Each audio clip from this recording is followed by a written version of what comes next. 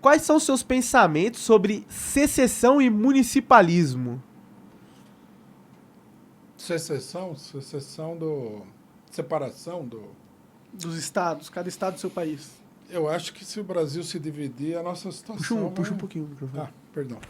Eu acho que se o Brasil se dividir, a nossa situação vai ficar... Bom, a velha máxima é dividir para conquistar, né? Você imagina o Brasil dividido em vários países, ainda vai ter país aí que vai... Aqui em São Paulo ainda vai ser um pouco melhor, mas imagina o norte e o nordeste do país. Isso aí vai ser... Tem região do Brasil que vai ficar pior do que a Nicarágua, do que El Salvador, do que Honduras, Guatemala. Será que eles não conseguiriam vencer? Será que não é o peso da federação que faz eles continuarem atrasados em relação ao resto do país, economicamente falando? Pelo contrário, eu acho que a existência da federação garante, até certo ponto, né, uma perspectiva econômica para esses estados mais pobres do Brasil. É que aí eles mudam a tática de adquirir mais recursos eles têm um incentivo por continuar subdesenvolvido. Porque quanto mais subdesenvolvido é o estado, mais dinheiro a gente dá para ele. Então, se você quer adquirir o máximo de recursos vindo da federação, é melhor para você parecer ser o patinho feio dos estados.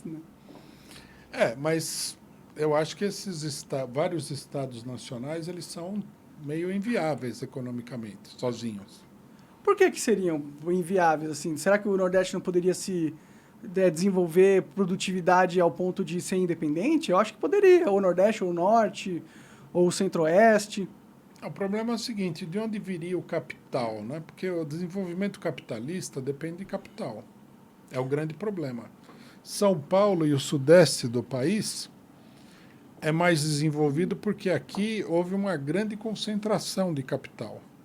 Por exemplo, quando o Brasil foi independente, foi canalizado naquela época em detrimento de outros estados. Por exemplo, quando Dom João VI veio para o Brasil, a Bahia, Pernambuco eram mais desenvolvidos economicamente, tinham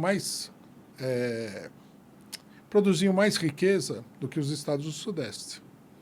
Então, como Rio de Janeiro era a sede da monarquia, eles canalizaram recursos para desenvolver, né, a sede da monarquia, através de impostos. Isso aí gerou várias revoltas, né? 1817, 1824 e tal.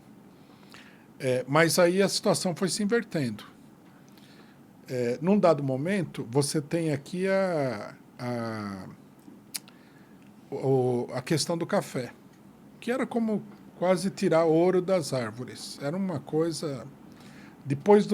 Naquela época, no começo do século XX, depois do petróleo, o café era a coisa mais rentável que existia no mundo, para ter uma ideia. É como se o estado de São Paulo tivesse uma enorme produção de petróleo. Para você ver como as drogas sempre foram um papel fundamental no desenvolvimento de uma nação, né? Não, no Brasil, o Brasil teve muito comércio com esse tipo de produto. O café, ele só tem esse valor porque ele tem a propriedade de deixar você mais ligadão. É uma droga. É, né? Uma droga, exatamente. Só que é uma droga normalizada. É uma droga, né, de baixa intensidade. Isso daí permitiu uma acumulação de capital grande no Sudeste. Então, por exemplo, hoje, a indústria de São Paulo continua sendo a maior parte da indústria nacional.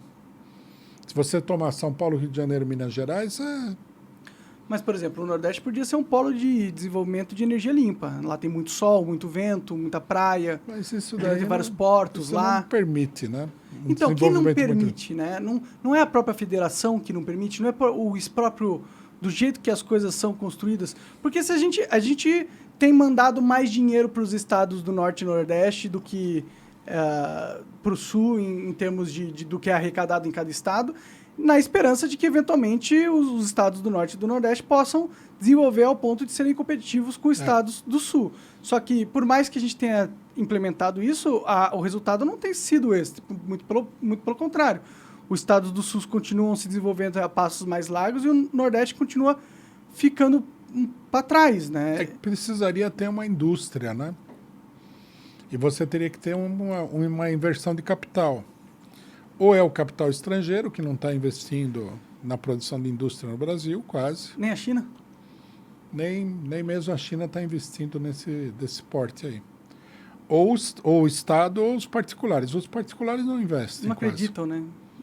Os bancos não financiam projetos industriais. Eles só dão dinheiro para quem já está estabelecido no mercado. Então, quer dizer, de onde viria o dinheiro? Esse que seria o problema. Faz sentido. Talvez um banco público, né, do próprio Mas Estado. o banco público ele vai ter dinheiro porque o dinheiro vem do Sudeste, não do Nordeste.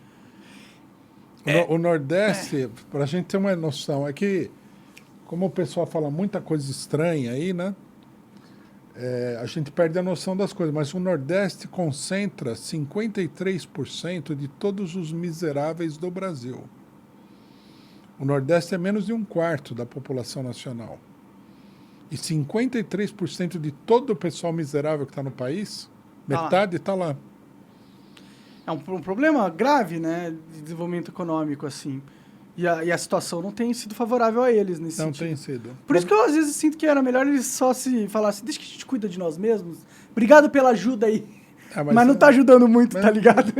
Eles não têm o recurso, né? Esse que é o problema. Você vê, o governo federal, o Lula, por exemplo, construiu a hidrelétrica de Belo Monte. Terceira maior hidrelétrica do mundo.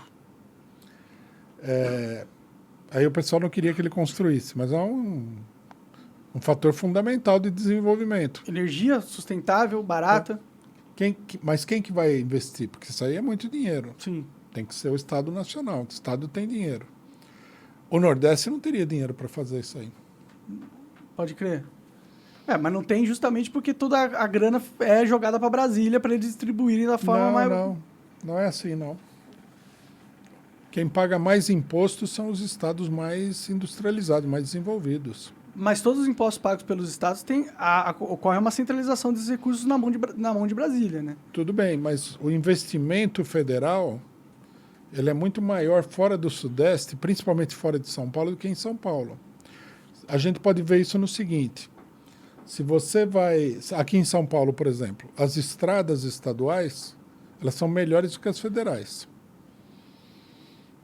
E o estado de São Paulo todo tem uma rede de estradas estaduais. Mas os outros estados não é assim. As estradas são federais. Uhum. Porque o investimento de capital é superior ao que eles podem fazer. E, inclusive, as estradas federais foram construídas com dinheiro que vem dos estados mais desenvolvidos. Que a grande arrecadação, você imagina, São Paulo, só a grande São Paulo tem 22 milhões de habitantes. E é o centro econômico do país. Você imagina quanto imposto que não se arrecada aqui? Sim, sim. Aqui realmente gera-se o dinheiro. Houve a centralização do mercado aqui, né? A maior parte não vem para cá de volta.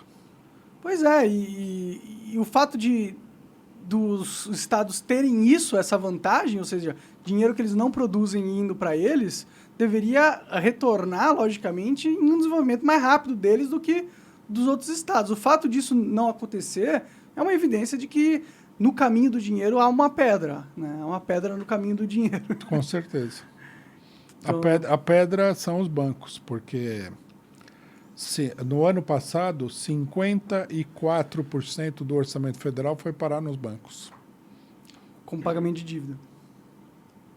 Essa dívida aí, né? A gente não podia ser legal se a gente pagasse ela logo, né? Ou não pagasse, decidisse que não vai pagar. Né? O problema é que aí o backlash internacional é gigantesco, né? Porque muita dessa dívida é internacional também. Mas você imagina quanto que nós não estamos sofrendo por causa disso? Mas a gente vai sofrer bastante quando a gente fizer isso, entendeu? Ninguém vai emprestar. A gente pode esquecer dinheiro internacional entrando no Brasil. A gente teria que descobrir um jeito de financiar o desenvolvimento do nosso estado só com o dinheiro nacional, de alguma forma. Mas o Brasil é um país rico. Esse que é um problema também. Mas ele é rico pelo comércio exterior que a gente faz, né? Tudo bem, mas ele é rico. Ele tem muita coisa. Vai ser o comércio exterior. O Brasil não é a Bolívia, que é um país que está aí caindo aos pedaços. Mas o nosso desenvolvimento tecnológico é baixíssimo. Tipo, se a gente quisesse desenvolver a ponto de competir com o mercado externo, a gente teria que ter a tecnologia deles, porque desenvolver tudo daqui do zero A gente demoraria o mesmo tempo que eles demoraram para desenvolver, né? Não sei, não. O Brasil, ele não é um país tão atrasado tecnologicamente. O Brasil, eu diria que é um dos países ditos pobres, é um dos mais, não é que é justamente o mais desenvolvido tecnologicamente. A gente não tem sistema de inteligência artificial sendo desenvolvido aqui, a gente não tem fábrica de microchip, a gente não tem indústria de robótica. A única coisa que o brasileiro faz é alimentar os outros, pô. A gente é bem fraco tecnologicamente falando. Não, o Brasil tem uma indústria muito grande. Qual que é a empresa de mídia digital brasileira que é global? Não, mas aí não tem, né? Então, aí é não isso que tem eu tô geral, falando. mas aí não tem. A China tem o TikTok, por não é só exemplo. o mas a China é um governo muito centralizado, né? O governo brasileiro é uma nulidade. Sim, mas eu consigo falar que a China é um país que está desenvolvendo tecnologicamente ao ponto de competir com os Estados Unidos. Tá, mas Já o Brasil... Você vê uma coisa, o Brasil produz quase tudo que seria necessário para uma vida das cavernas. Uma vida moderna. A gente não produz microchip, pô. Como a gente não teria computadores. O Brasil produziria isso daí. Tem muitos países que não produzem microchips. Sim, exato. Por isso que a Taiwan é tão disputado pela China, porque eles têm a tecnologia, não é todo mundo que tem a capacidade de produção de microchip em larga escala. Tá, mas e desenvolver isso não é do dia para a noite, não é fácil. Se você tem uma estrutura, né, de técnicos, engenheiros, etc., grande, como o Brasil tem, você tem condições de desenvolver isso aí. Você não viu que o Brasil tem uma base de lançamento de satélites que entregaram na mão dos norte-americanos? Alcântara, se diz. Quantos países têm isso daí? São poucos no mundo todo. Sim, só que a gente estava comparando meio por baixo aí, né? Mas estava desenvolvendo tecnologia própria. Estava desenvolvendo um submarino nuclear. Em questão de aeronáutica, a gente tem a Embraer, que é uma grande indústria empresa. aeronáutica. A maioria dos aviões domésticos que são usados nos Estados Unidos são projetados no Brasil. Né? A indústria de armas brasileira. Estava conversando com um amigo aí recentemente, ele falou, o maior fornecedor de armas curtas nos Estados Unidos é a Taurus. É mesmo? Interessante. Domina o mercado norte-americano. De handguns. O maior fornecedor de cartuchos para a OTAN é a CBC, Companhia Brasileira de Cartuchos. Bom saber, né? Que a gente tem capacidade de construir bala e munição. Não, o Brasil já teve indústria de armas, já chegou a ser a 7ª maior do mundo. E os caras que dizem que a Venezuela tem um exército mais forte que o do Brasil? Não, o Brasil é bem mais rico que a Venezuela. Mas em questão de poderio militar, a gente tem a mesma capacidade? Poderio militar é dinheiro, né? Dinheiro e... Tudo bem. Bom, a Rússia sempre venderia pra gente. O treinamento é importante, mas o pessoal militar brasileiro é o maior da América Latina. Em termos de contingente. São mais de 700 mil pessoas. O Brasil não é um país pobre nesse sentido que o pessoal pensa. A gente se sente numa miséria, né? Mas não é assim. Uma coisa interessante, né, que nós estivemos discutindo, está nessa publicação aí, que fala do petróleo, é o seguinte. O Brasil, o pessoal diz, né, os especialistas dizem, que o Brasil teria a maior reserva de petróleo do mundo. Seria o pré-sal ou seria outra coisa? Não. Coisas não descobertas petróleo ainda. da Amazônia, da foz do rio Amazonas, o pré-sal. Mas não fala em tirar petróleo da Amazônia, não. Você vai ser cancelado até a estratosfera da Terra. Eu, por exemplo, sou favorável que o Brasil explore todo o seu petróleo. Não tem essa... Não tem essa de proteger o meio ambiente também não é porque você vai estabelecer lá uma plataforma de petróleo... Vai destruir a floresta. Você vai destruir o negócio, uma né? partezinha ali pequena comparada ao território. Não tem. É bobagem isso daí, pensar que você não pode fazer nada. E mineração de minérios, de ouro? Também, eu acho que o Brasil devia ter controle. A quantidade de minérios na região Amazônia é muito grande. Por isso que todo mundo fala sobre preservar a Amazônia, porque não tira esses minérios aí, não, deixa a gente tirar no futuro. Não. O governo brasileiro deveria mapear tudo e ter um plano de exploração disso daí. Mas eles estão indo pro oposto. O Lula tá garantindo mais demarcação de terra indígena. Eles deixam aí, eles querem proibir o negócio. Aí aparece qualquer grupo de aventureiros, começa a extrair o minério lá, porque não é difícil de controlar. E como a extração é feita de maneira muito primitiva, isso daí sim Causa mais impacto ambiental. Por exemplo, o pessoal reclama muito dos garimpeiros que usam aí, eu acho que é o mercúrio, eles usam mercúrio para separar o ouro. E o mercúrio é um metal, né, que vai poluir os rios de uma maneira impressionante. Se você tivesse uma exploração razoável, o estrago seria menor. Poderia ser feito de maneira tecnológica, inteligente, e aí pegaria a parte do dinheiro e distribuiria para a comunidade e assim impediria a necessidade deles de terem que... O pessoal tem essa concepção retrógrada de que você deve deixar lá os índios, né? Como se fosse uma coisa mística. O museu da natureza. O museu da natureza. Primeiro que o índio brasileiro, ele já não é um índio da natureza. O pessoal fala os povos da floresta. Não é assim. Isso é uma população aculturada em diversos graus. Não é aquele índio que comeu o bispo sardinha aqui, isso não existe mais. São 700 mil indígenas, eu acredito, né, na comunidade indígena hoje em dia. Eu acho que não chega a tanto, mas a maioria vive numa miséria espantosa. Nós temos trabalho entre os índios aí no Mato Grosso do Sul, na Bahia, nós temos trabalho aí. O pessoal vive numa miséria inacreditável.